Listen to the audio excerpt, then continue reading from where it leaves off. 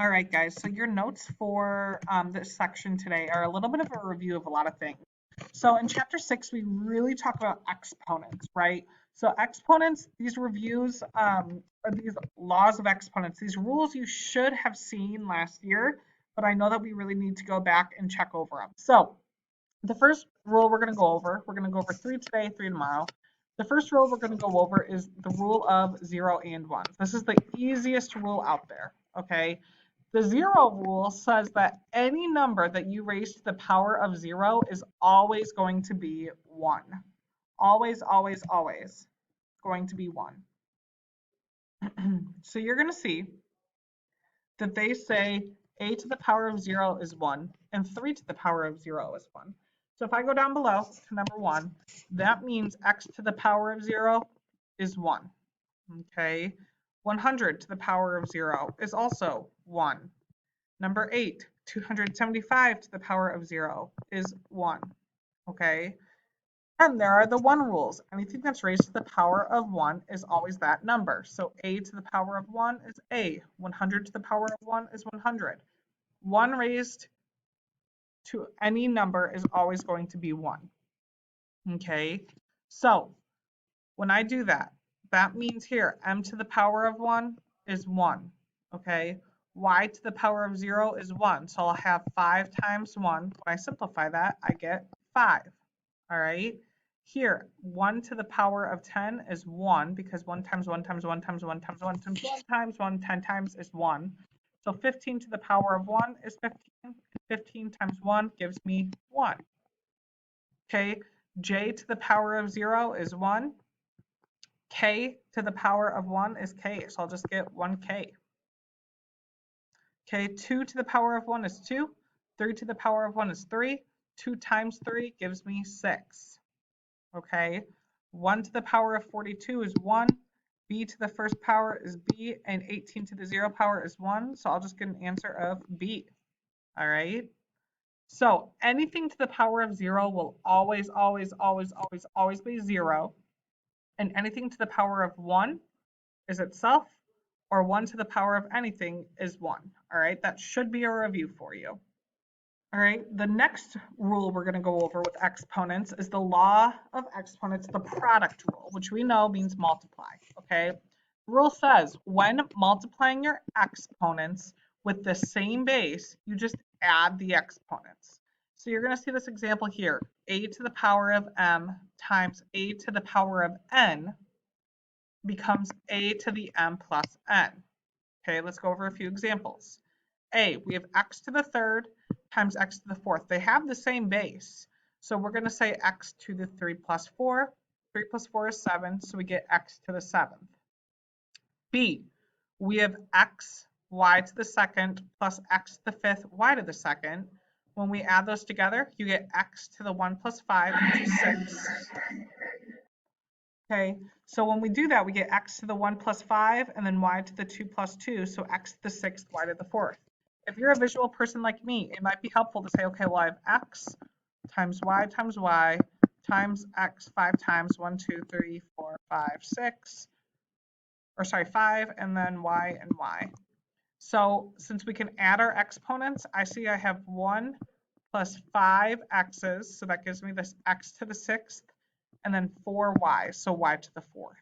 Okay, so simplify each one down below. For 1, I have a to the 2nd plus a to the 4th, so I'm going to get a to the 6th. For number 2, b to the 1st times b to the 4th, I get the 5th. Okay, let's take a look at number 4.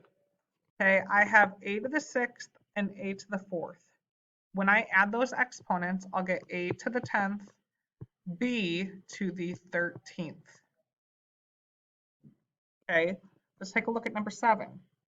I have x and I have y. So x to the 6th times x to the 11th will be x to the 17th, and then y to the 16th. Okay, take a look at number 10. Little tricky, right? 2 to the 4th would be 2 times 2 times 2 times 2. 2 times 2 is 4. 4 times 2 is 8. 8 times 2 is 16.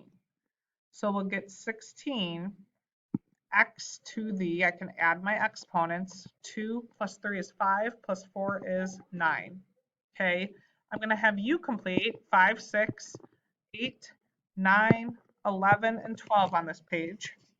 And up above, I want you to finish those 3 we did not go over. Okay. Our next rule that I'm going to quickly review today, is going to be the quotient rule.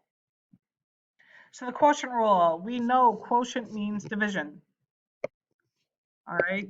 So when I look at this, it says when dividing the bases that are the same, okay, you subtract your exponents. So before with multiplying, we're adding. With division, we're going to subtract them. Subtract either on the numerator or the denominator with the higher exponent. So the higher exponent is the key idea there.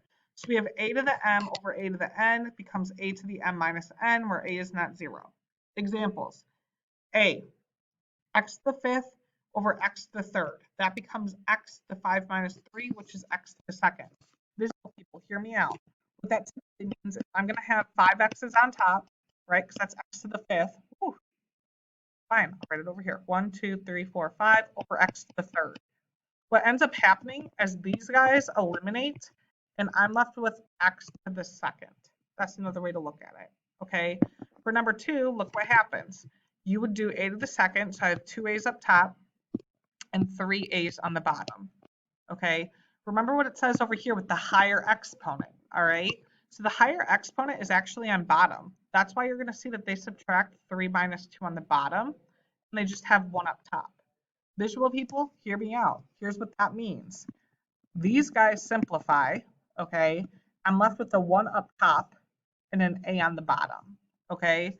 So for number 1 down here, I have y to the 10th, which means I have 10 y's up top, 8 on the bottom. I'm going to subtract 10 minus 8. I get y to the 2nd. Number 2, technically, this is 3 to the 1st. I want you to try that one on your own. Number 3, visual people. I have 2 times 2 times 2 up top and 5 2's on the bottom. Okay, which means I know my exponent will stay on the bottom.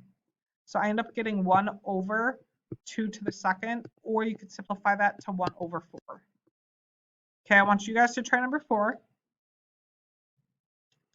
I want you guys to try number 5. I'm going to hop in on 6. Variable up there. Okay, so technically what's happening is I have 5 m's up top and then n to the 6th, so 6 n's over 1 m here. Really what happens is these m's simplify and I'm left with m to the 4th, n to the 6th up top. All right, I want you guys to try number 8.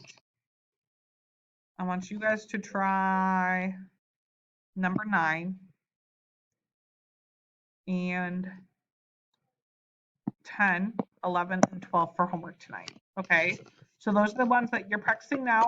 I'm also going to have you guys work on some IXLs, so check the homework calendar regarding some of these practice problems with our laws of exponents. You might have to go in, if you go into IXL, let me do it real quick. So when you guys go into IXLs tonight, when you click learning, right, and you click math, when you go in, you're going to see that you're under the algebra tab, the A1 tab. I actually want you to go back to the 8th grade tab. Okay, so when you go in, you might even see this. Okay, you might be on A1. Go back to the 8th grade tab and go to the IXLs that I post there, because this is all review stuff. So I want to make sure we're practicing these rules first.